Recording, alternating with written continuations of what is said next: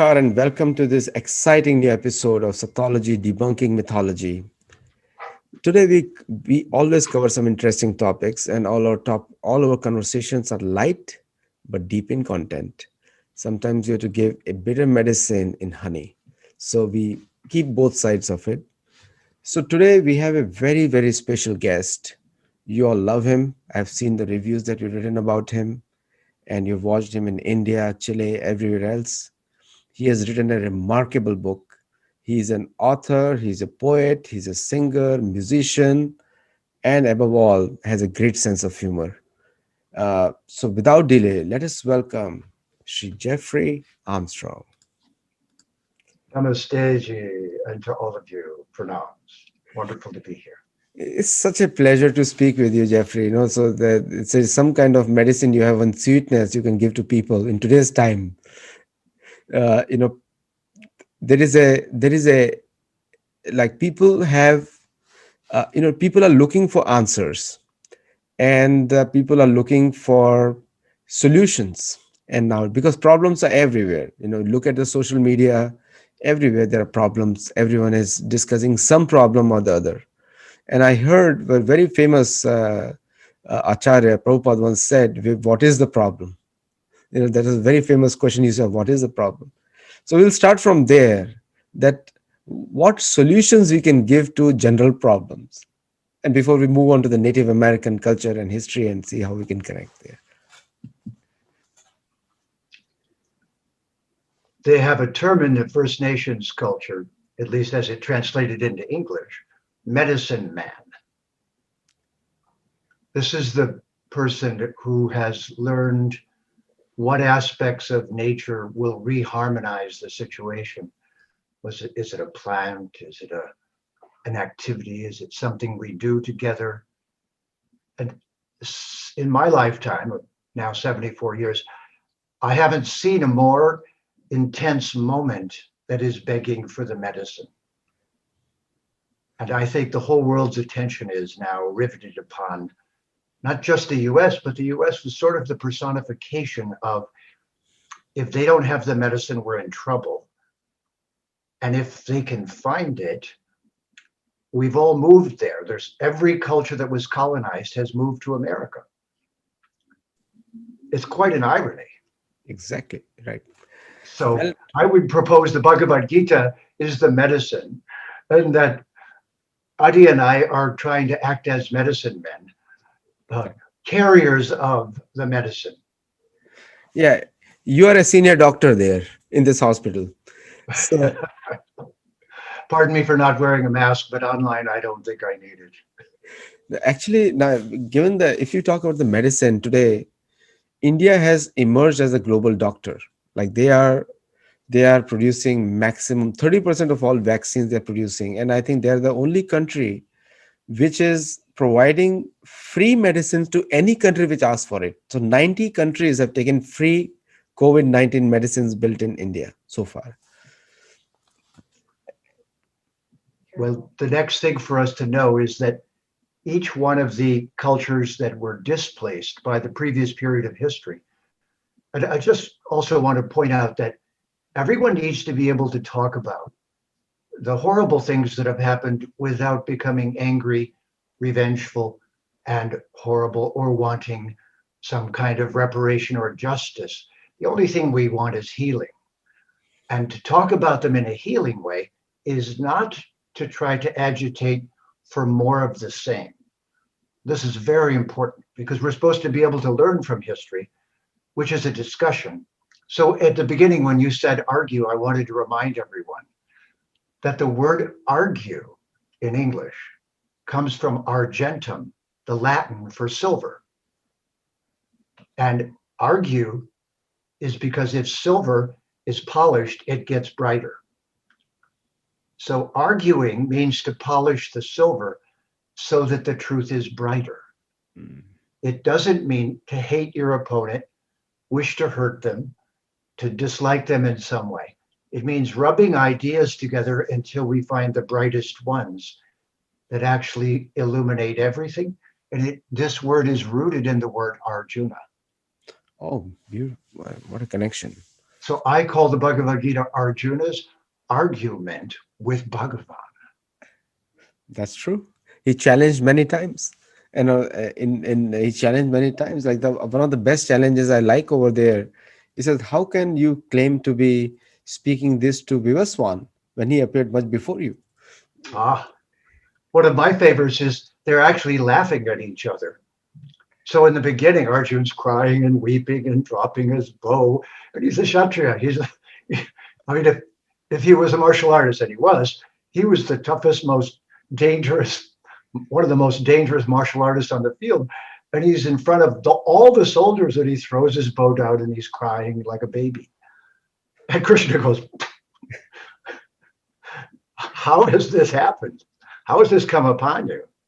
The My Sanskrit, other favorite is chapter 6, because Krishna's just described yoga, and Arjun looks at him and says, "Are you kidding?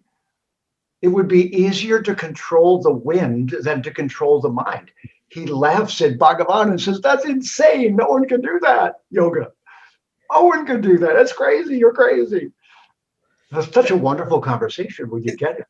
yeah, it's a very light, and Krishna is smiling all the way. It's not seriousness there. Right? It's Right. it's I mean, it's serious in the depth of the instructions, but not very like not like today's arguments we see, which is often results in profanity sometimes.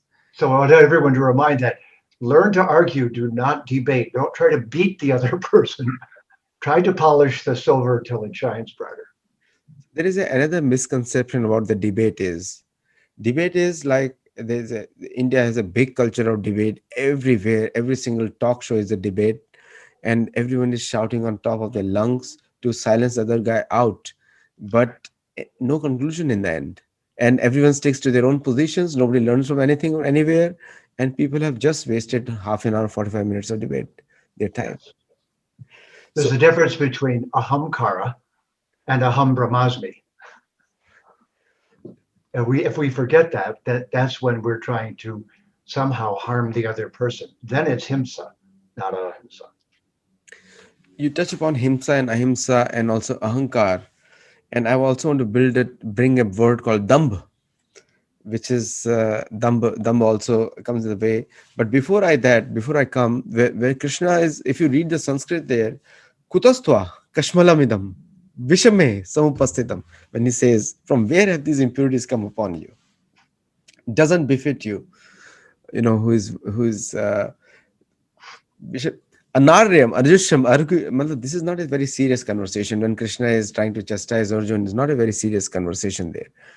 Now, so you touch upon some important points, like some of the things which are very current today in the American society is the biggest irony is the American Constitution gave citizenship to Native Americans in 1924, and they're supposed to. I mean, it's their land. We are a guest here, and somehow it's the biggest irony. What do you say on that, sir?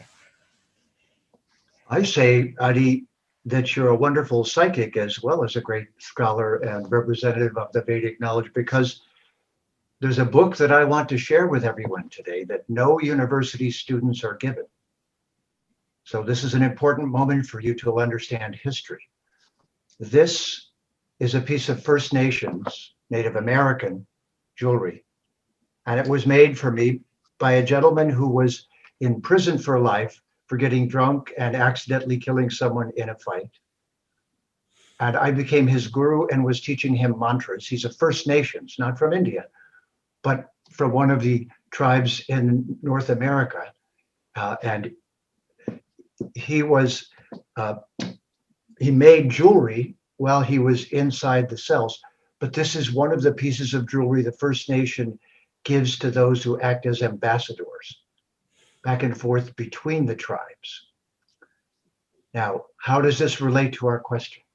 Well, this book, the US Constitution and the Great Law of Peace, I was introduced to it by a Mohawk chief whom I was bringing to speak at a Hindu conference. And he was representing the First Nations voice at the Hindu conference.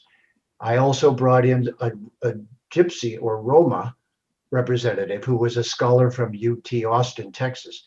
That's the biggest school in North America for Gypsy knowledge, in case you didn't know.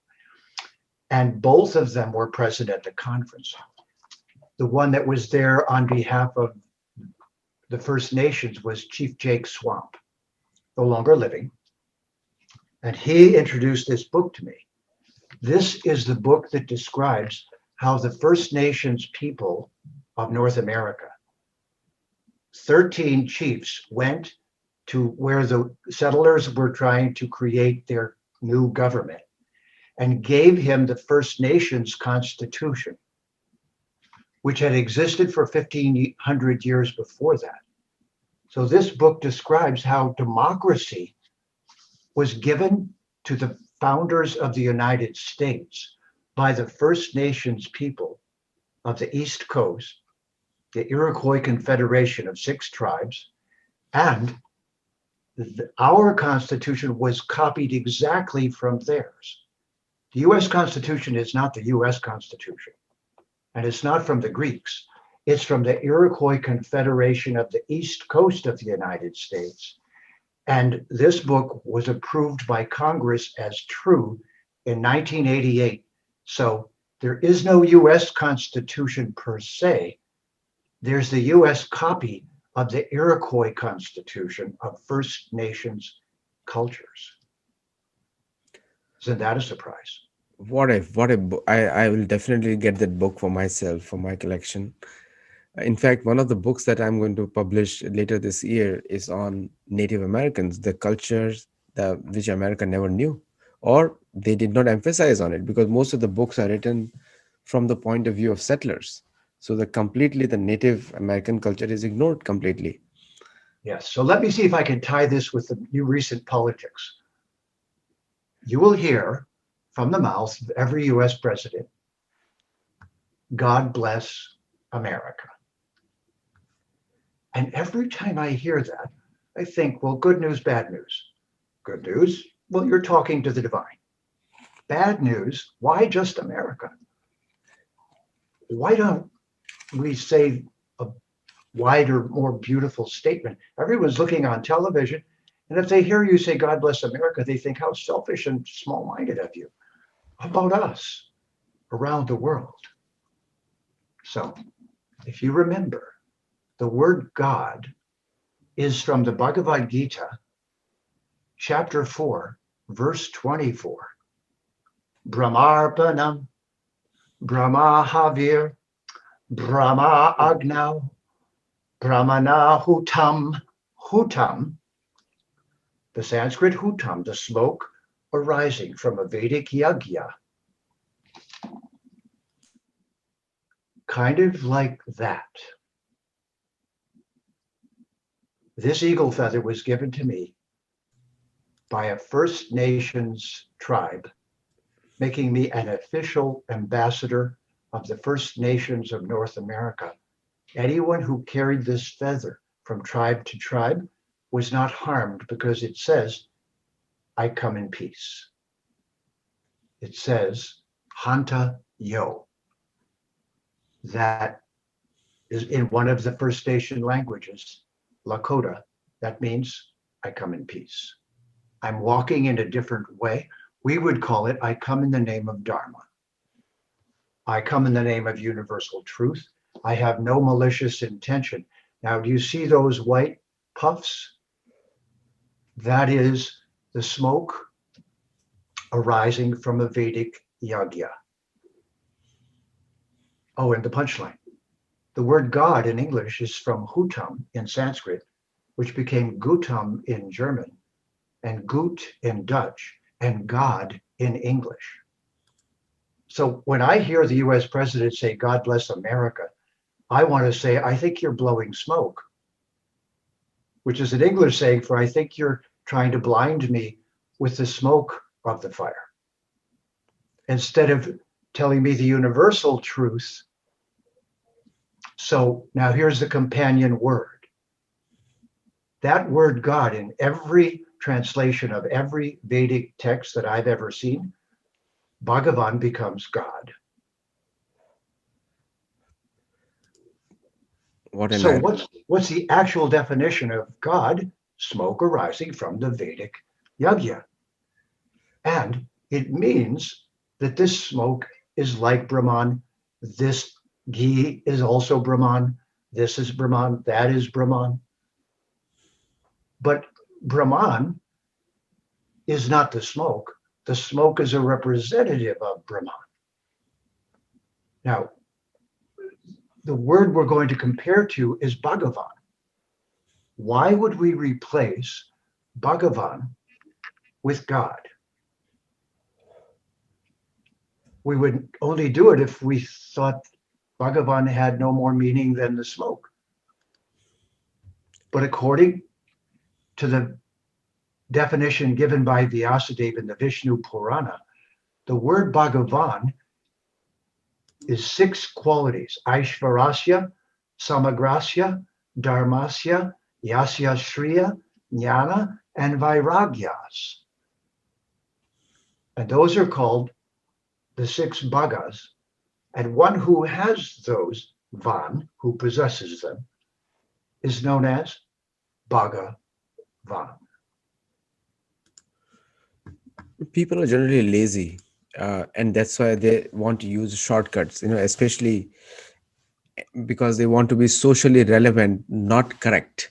That's a big problem today because people want to be socially acceptable, socially relevant. They seek validation from people who are not supposed to be seek validation from.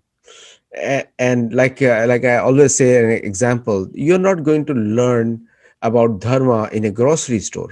You're not going to ask a grocery aisle attendant and say, teach me about dharma. You need to go a proper person like yourself, some people who have done research on it.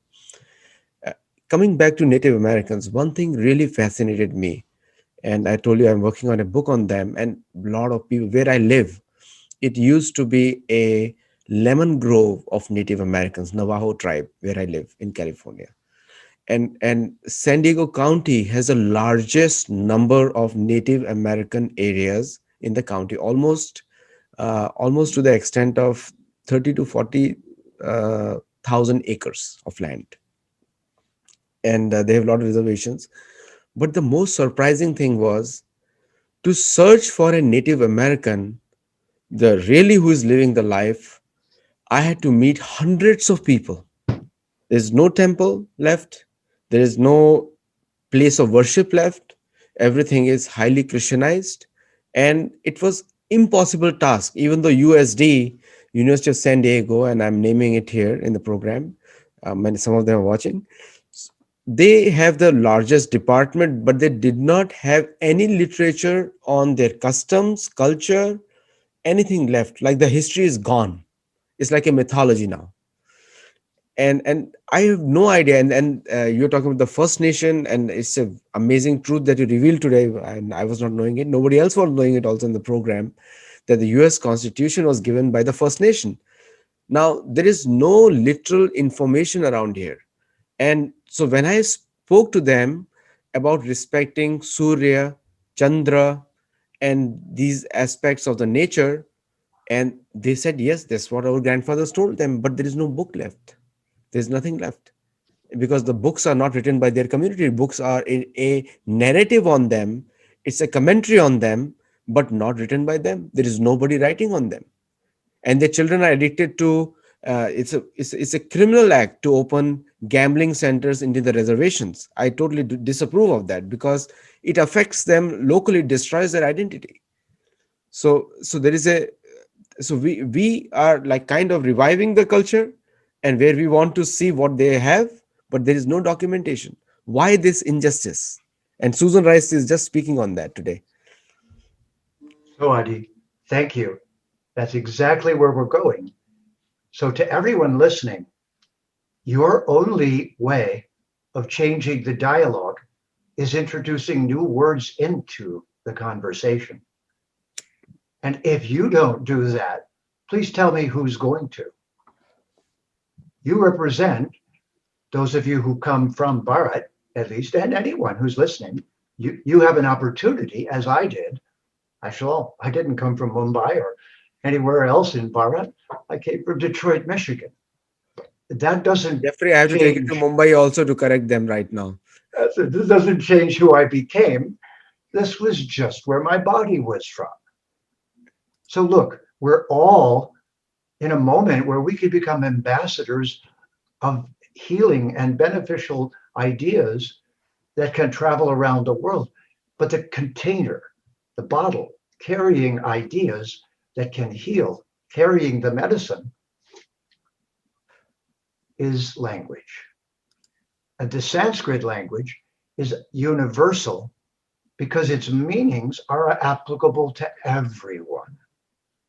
Therefore, you must, not may, not sort of, not maybe, you must learn that a conversation is an opportunity to ask the person you're speaking with, may I introduce a new word into this conversation that does not exist in English? And they say, God bless America. And I say, that's a good sentiment. How about if we make the word bigger and say Bhagavan, the source of everything we all consider beautiful, may that being become visible to everyone so we can cooperate together to make the world a more beautiful place. The Vedic, the quotation over there, Loka samastu sukhinu bhavantu. Asutoma sadgamaya, jyotirma tamaso gamaya. It's a beautiful Vedic prayers which are universal in nature. It's not that my God bless America. It's not about my God blessing America, because God is one. I would say Bhagwan is one, and Bhagwan is not partial to anyone. He says na dveshti na priya na. He says I am not envious to anyone, nor I favor anyone. I'm just neutral to everyone. Anyone who approaches me as my bhakta, I am dear to him because for that person is very dear to me.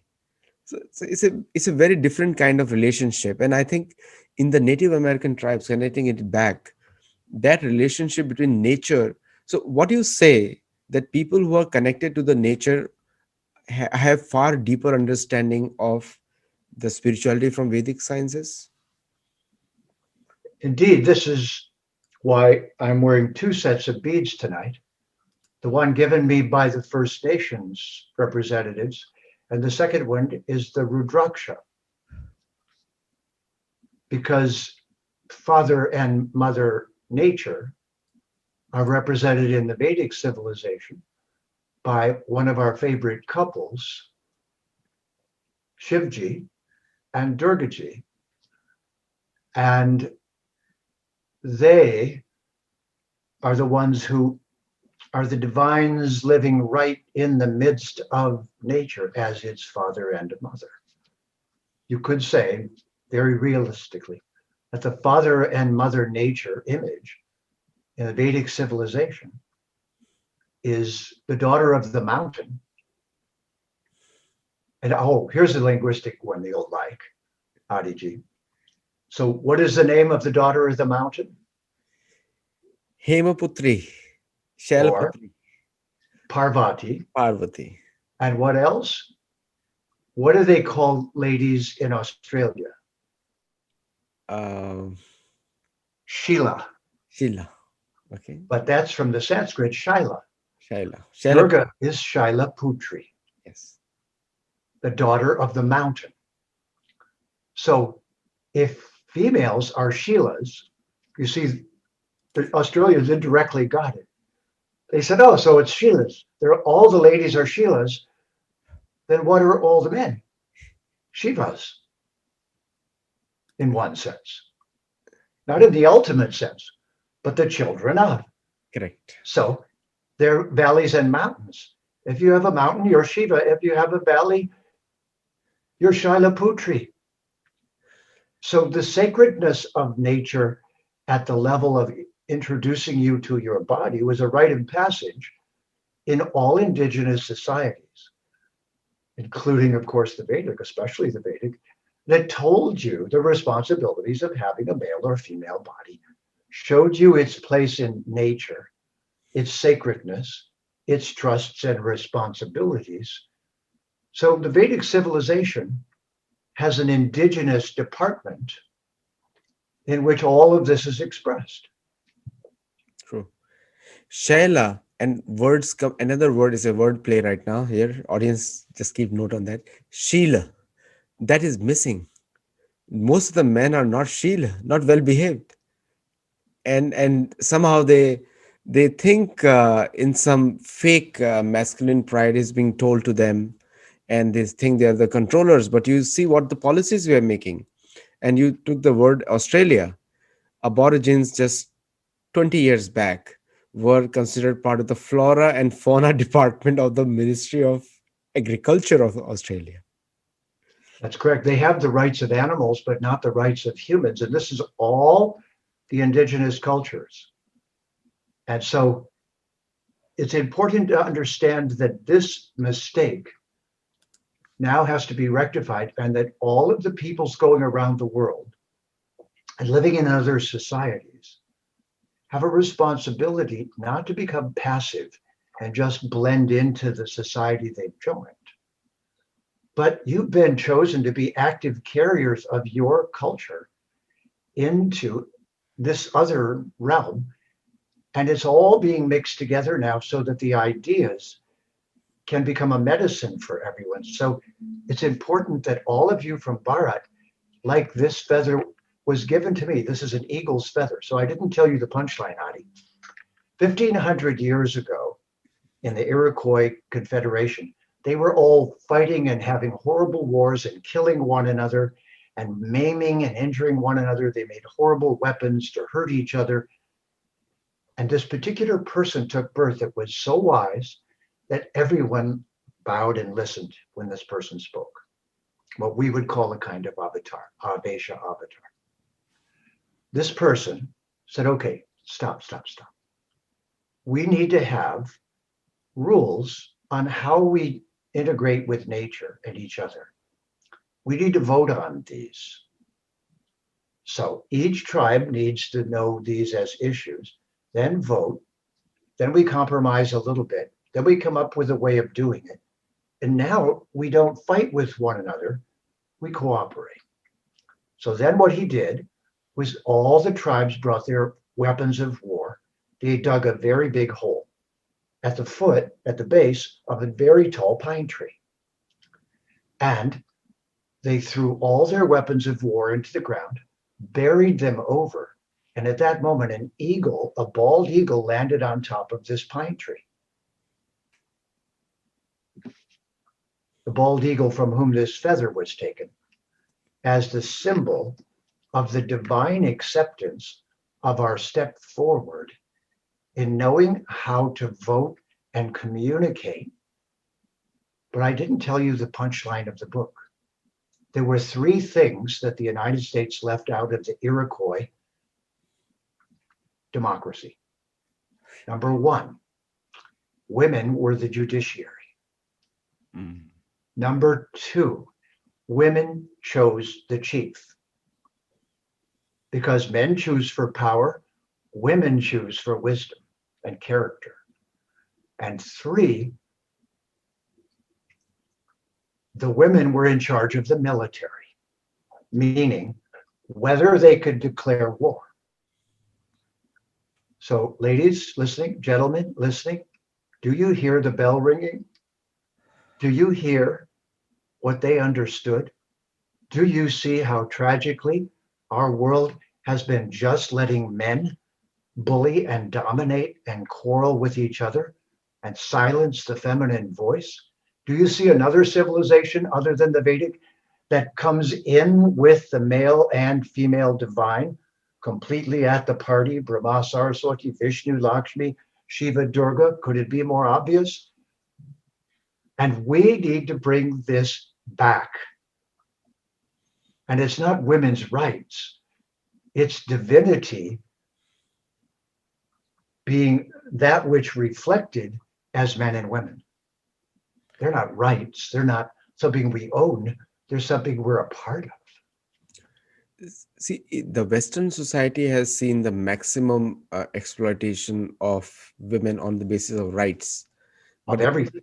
but Vedic history has no such example, because if you took the example Shakuntala and Dushyant, Shakuntala had more powers than Dushyant because she was the daughter of an Apsara and Vishwamitra, and she had more divine powers. Like she literally tells Dushyant, I can break your head in thousand pieces now, but I won't do that because I'm worried about the future. You are the father of Bharat Maharaj, who is supposed to be the next Samrat of the world. And so they had more powers in terms of divine, and also they had militarily well trained. Like the Dashrath's third wife, Keke, was a warrior, and Draupadi was not only she was well versed in Shastra but also Shastra, because she was a carrier of both. And you have to hear her arguments, what she gives to Yudhishthir when she wants him to fight. And Yudhishthir, in a very pleasing way, he like again argue again same thing.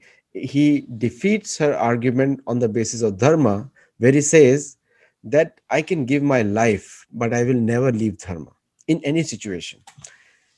And yes, go ahead. You're saying something. Well, Adiji, I just wanted to point out one more time for the audience that right now we've just watched a hateful argument between the two major political parties of the United States, supposedly the poster child for democracy, but not at all now. Rather, they all hate one another, argue irrationally, not with cause and effect and reason and science. I don't hear anyone talking about the future. I just hear them, both sides, hating one another. So my proposal to you is we need a dharmocracy. Exactly. Every one of you, wherever you've come from, there are pieces of wisdom in each indigenous culture.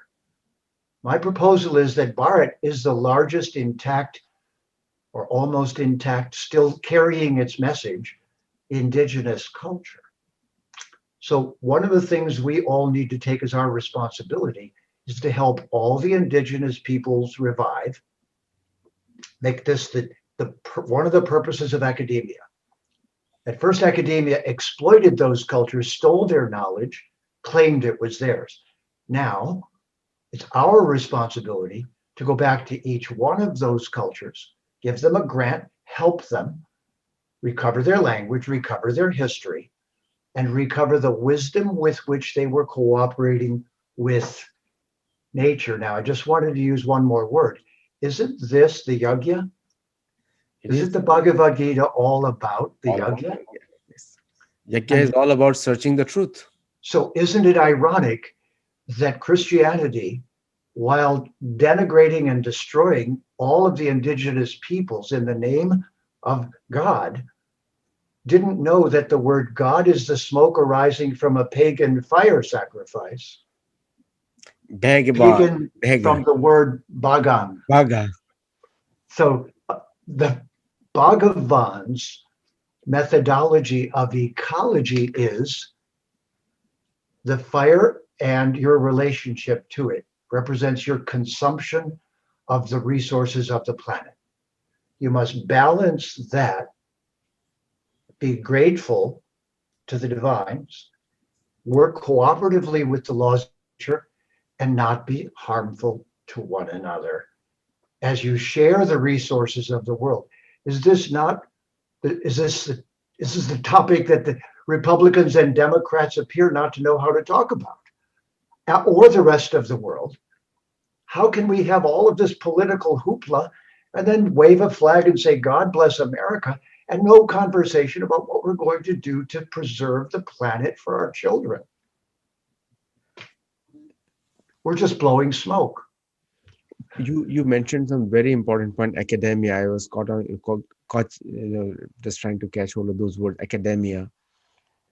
And I think we need to do the etymology of academia, because this is a very interesting word. And the so-called, I would consider a Native American as a scientist, because he's respecting the pratyaksha praman, which is seeing from the eye and respecting it, because we get sunlight, We get moonlight, vegetables grow, our life flows, air flows, water flows, everything.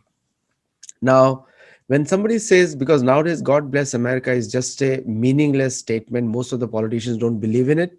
Neither they have anything to do with the inner meanings of that word, because they are not even trying to bless America. They're trying to bless themselves. So the word academia, and I make a joke. Macadamia nut is far better than academia nut. Well, then I'll tell you the definition. So, Arka is a name for the sun, Surya. Archa. Yes. Surya, Aryaman, Bhaga, Twastar, Pushan, Arka, Arc. from which we get the word archives and archetype. So, academia, the demos of democracy and daemia, is from the Latin and Greek. My daemon, Daemon, was the spirit or the divine who was my patron, from whom my genius came. So it became in Latin the genie or the genius.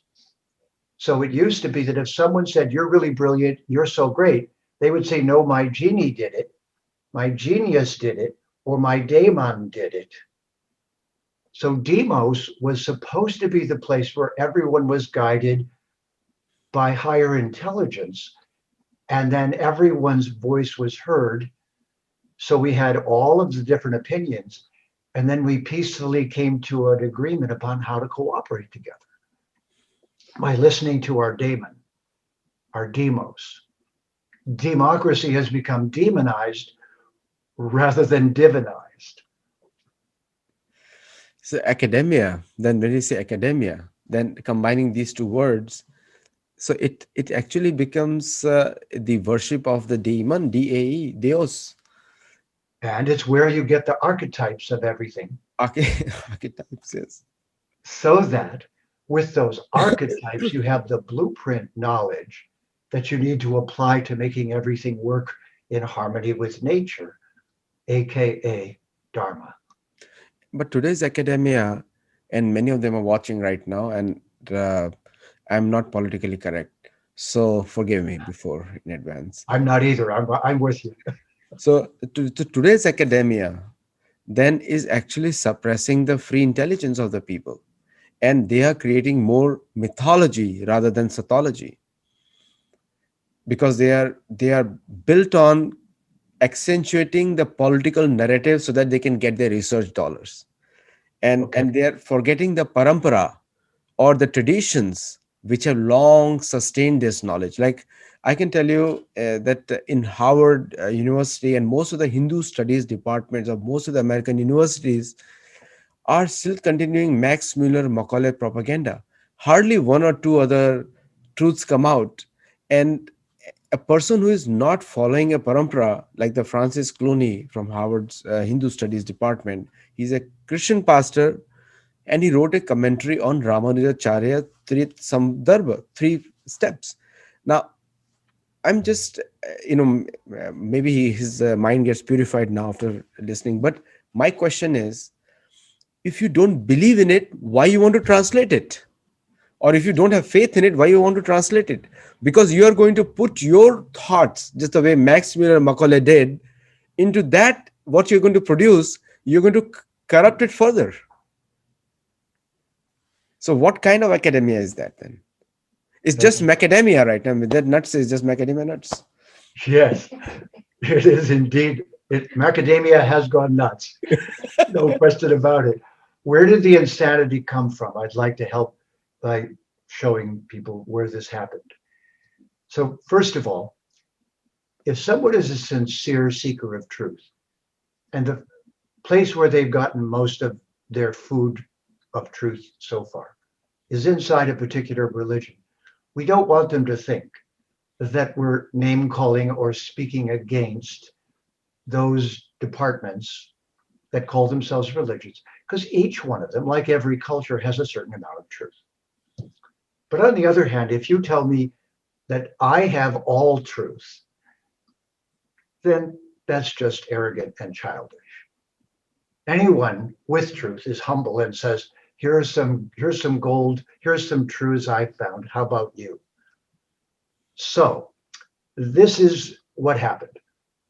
Rome built the world's first international lawnmower, which was an army of about 300,000 men with metal weapons that could go destroy any other army. And then they went around the world and just took everything.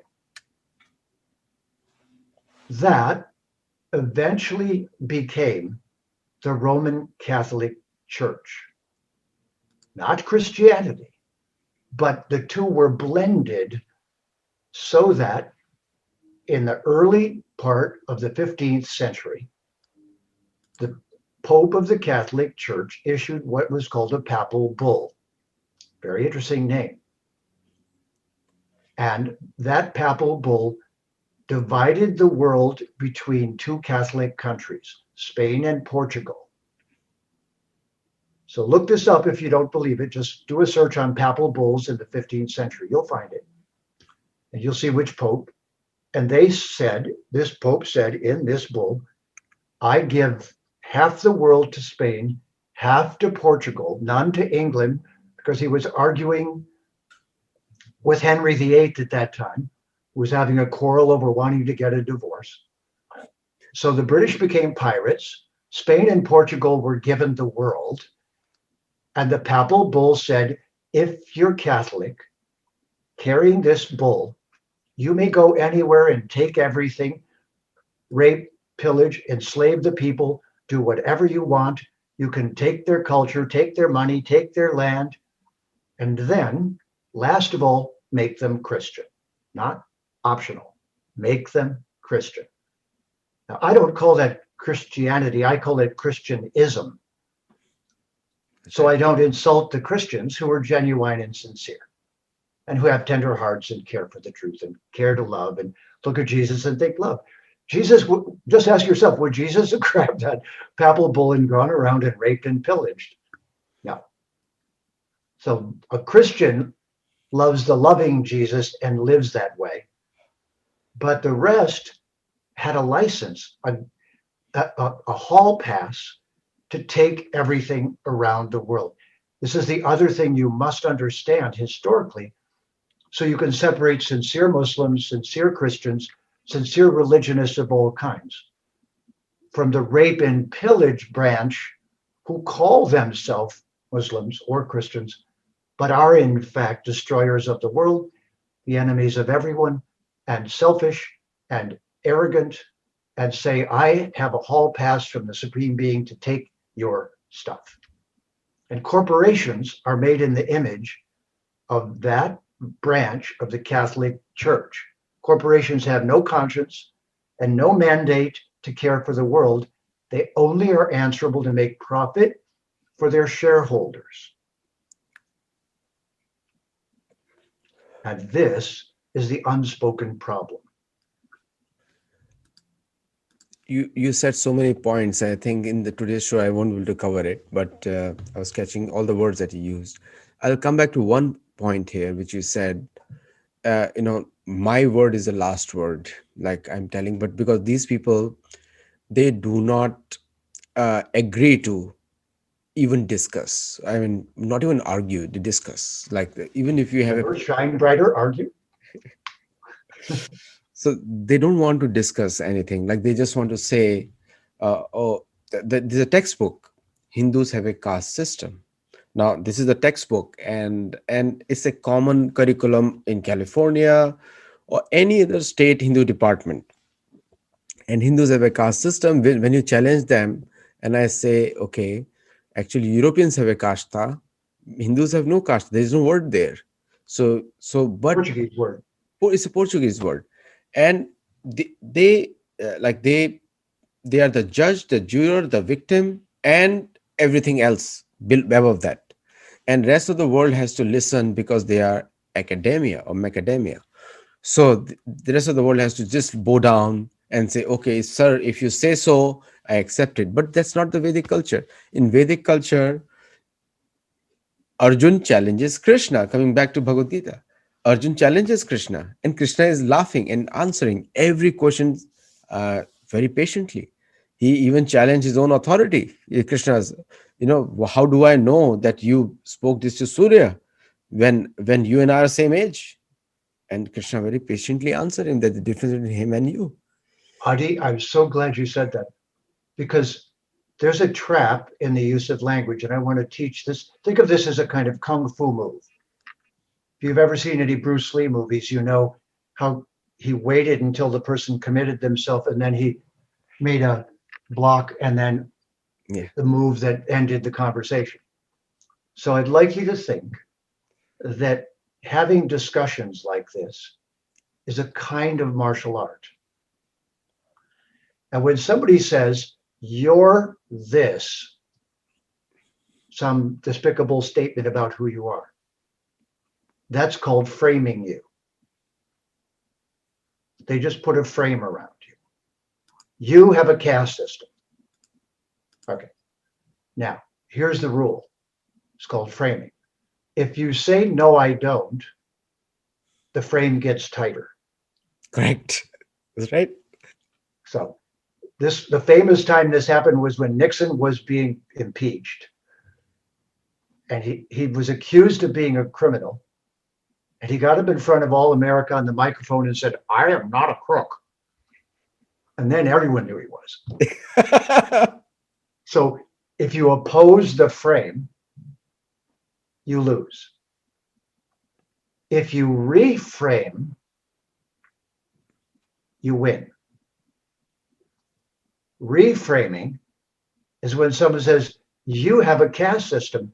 You say, how did India get something Portuguese? Now they have to answer. Great point. Yes. And they say, Portuguese? Because they don't know. And you say, yes, actually, that's a Portuguese word. It has nothing to do with India. It Correct. came in with colonization. So you're using a colonizing nature, but we're the one that were colonized. So why are you sound like a colonizer because you're using the same colonizing language. So where do you get your funding from? Now, do you see I just took charge of the conversation? Correct. So Absolutely. I call this tongue fu. Great point. You have to learn to take charge of the conversation. You don't do so by opposing the frame. You do so by reframing. Right. You say, in actual fact, but thanks for giving me a chance to explain this. The Vedic civilization is based upon something named Dharma. Now everyone has to learn your definition because it's part of the reframe. So now you're in charge of the conversation. You introduce the word Dharma. If you don't do that part, then you're just a confused immigrant who shuts up when you're insulted and you don't know the art of talking to take control of the conversation while still being polite. See, many of the people who come from India or people, Americans who follow Hinduism, they do not know these intelligent tactics, I think, because they get trapped in this and they get defensive and they give 15 hours of shloka bombing, I call it. And it's no effect because the frame is getting tighter every time you answer it. That's right. And that's when they get mad and start screaming and raise their fist, and now everyone thinks they're crazy. Yes. And then they produce documents, I call them atrocity literature, where every single Dalit and every Daridra they'll start, creating it.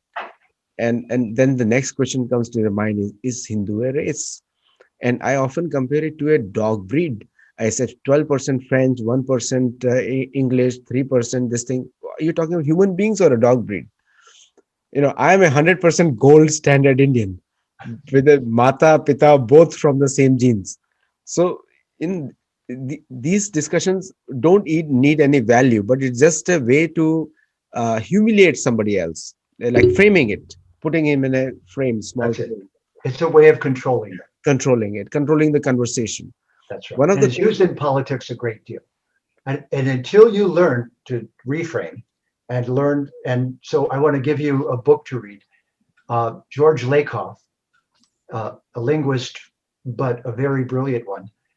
And his book was called Don't Look at That Elephant. So you see the elephant in the room. Yes. He says, don't look at that elephant. And of course, everyone looks at the elephant. There's a very famous Harvard Business Review article many years back.